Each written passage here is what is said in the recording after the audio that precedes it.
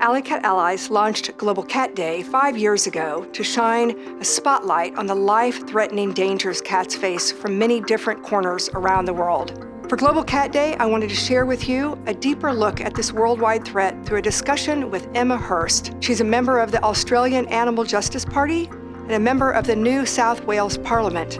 Good morning to you. Good evening to us. Yes. How are you?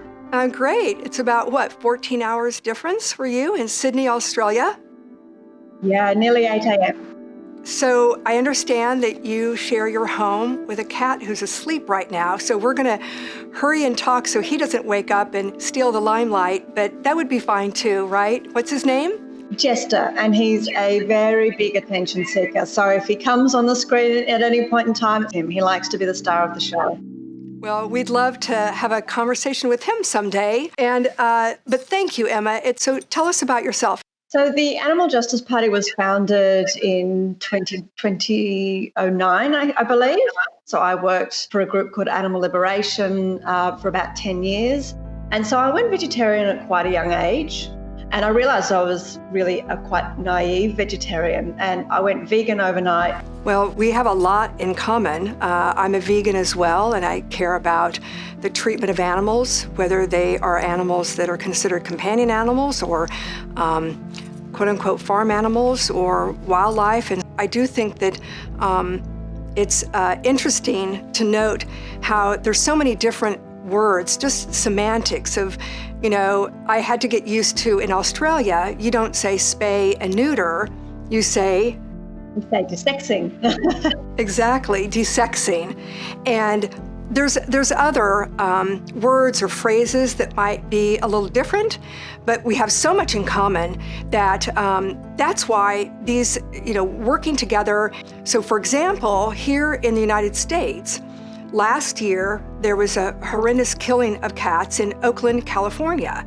And I think you know a little bit about it, but there is East Bay Parks, and they are charged with protecting endangered birds and an endangered mouse. And we do have a federal law, the Endangered Species Act, which is very important. And Alley Cat Allies supports the enforcement and the strength of that law. But there were cats, and there were people who were carrying out a very sensible, evidence-based approach, sometimes called trap, neuter, return, where the cats are taken into a veterinarian, they are microchipped, they are spayed or neutered, and they are often ear-tipped, and they're vaccinated.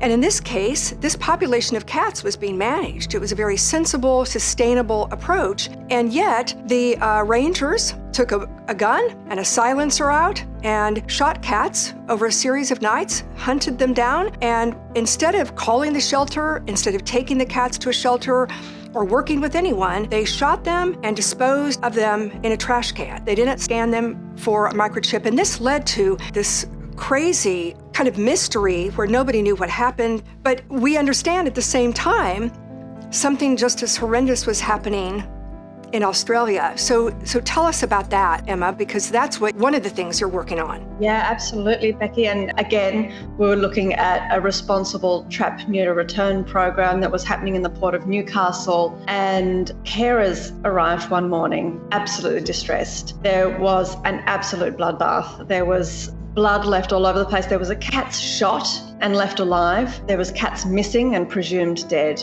And what appeared to happen was just this Rambo-style shooting spree organised by the Port of Newcastle at Stockton Breakwall. And similar to your situation, it's really grabbed a lot of media attention. I mean, one of these cats had a bullet through their eye, and he's now permanently blind. And so, a lot of cats were rushed to vets to try to save their lives, but it was cruel, it was unnecessary, and it was just horrific. It was absolutely hideous. And obviously that's when we reached out with you, Becky. And our link as well is the women who had organized and had been conducting that program so successfully, and in my eyes, they were a model program. They actually learned the methodology and the programs and the tools from Alley Cat Allies after I had been to Sydney and lectured and worked with so many different activists. So I was very pleased to hear about what they were doing. Yeah, absolutely. I mean, cats are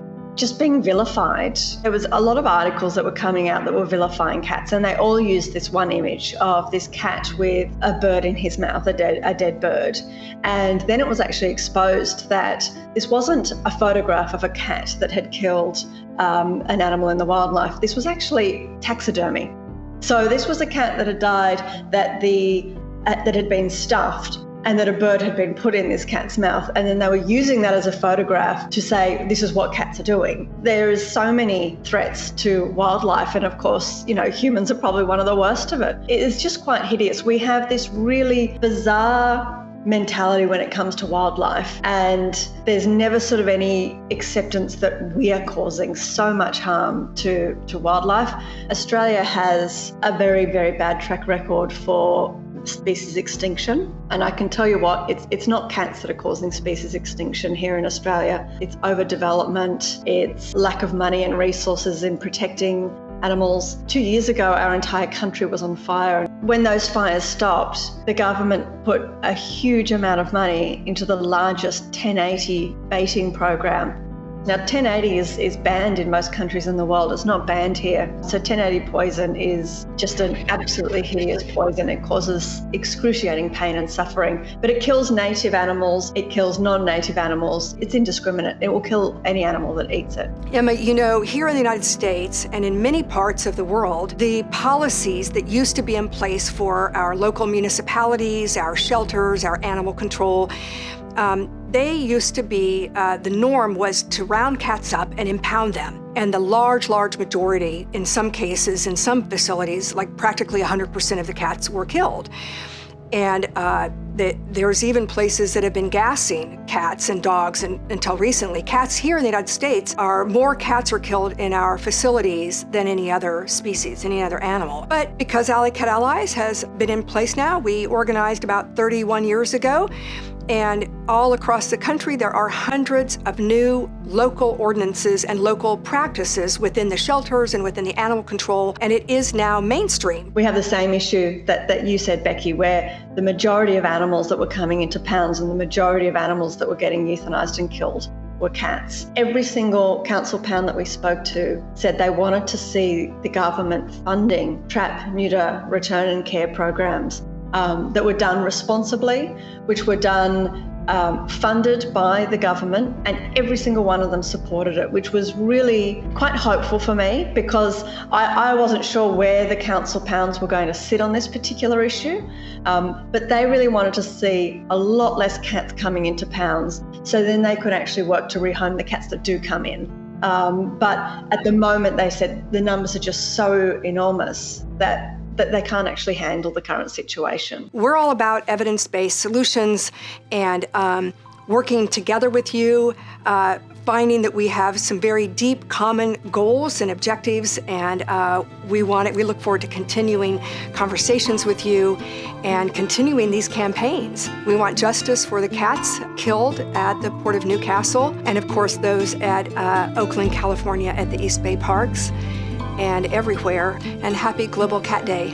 Thank you, and happy Global Cat Day to you.